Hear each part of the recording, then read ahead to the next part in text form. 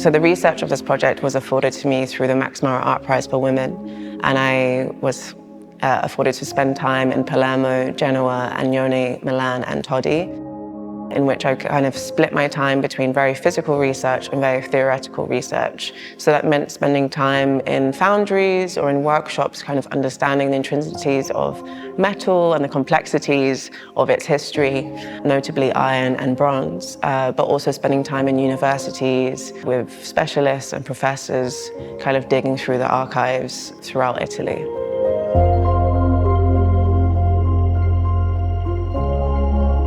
So the title Deadweight refers to a nautical term, which is deadweight tonnage, which basically defines whether a ship succeeds or fails. It's the flattening of everything on the ship into a single unit. So that's everything from the cargo, the crew, the provisions, and the ship structure itself. I guess to talk about why I chose this word, we have to talk about my wider practice, which kind of revolves around my interest in the sea, but also the importance of the object of the ship, essentially being the root of capitalism, the root of the nation state, the root of social constructs such as race, and essentially borders.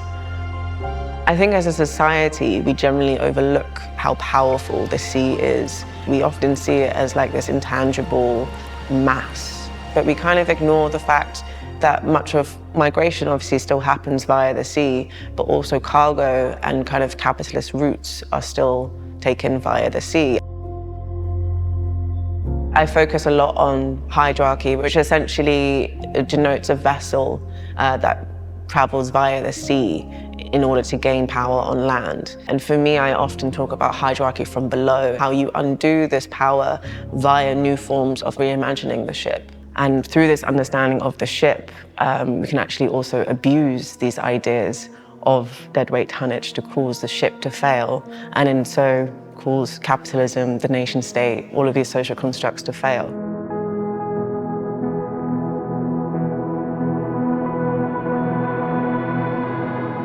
The immersion of the works was necessary to this project. It was something that I had proposed since the beginning, and it's something I've been thinking about for many years. I haven't always lived and worked next to the sea, but I've always had this fascination with items that have been consumed by the sea. And it's something that I didn't want to replicate, but something that I wanted to essentially do. The sea is such an unruly body or like place. So I immersed the works for a month off the coast of Genoa, right next to the port. So it meant there was always different currents coming through, containing different like chemical makeups of salt water, but also petrol or man-made waste. So it meant everything was completely out of control, which is something materially I'm always very interested in.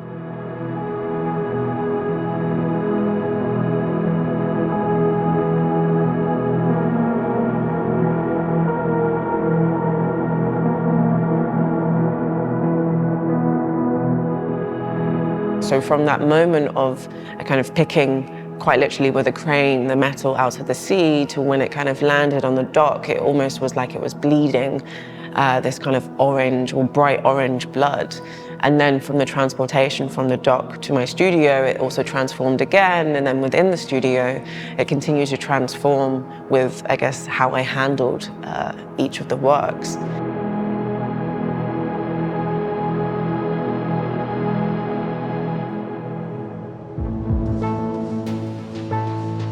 When it came to installing this exhibition, especially at Whitechapel, I kind of had to work with the architecture of the building as opposed to against it. Usually I like to work with natural light, which brings, I guess, like a kind of optimism to the works on display. For the show here at Collezione Maramotti, I guess I was faced with the sterility of the building and the collection itself, which is displayed in like a very cold, natural light. There's something about the soft, warmer light that kind of breathes life into these works. There is always the sense that if you turn your back to one of these works, that it may move or it may shift slightly towards you. For me, it almost gives the works its own autonomy beyond just the materiality of it. I would say that the research for this project is almost like a starting point for many projects that will come in the future, because I never know where a certain reference will take me or a certain interest will take me. So if you saw my studio during the production stage, you would see maybe a select 40, 50 references on the wall, but then there were also hundreds scattered across the table, and if not, I think I counted close to 10,000 on my computer. So I feel like there's always the opportunity for, I guess, like these references or this research to re-emerge.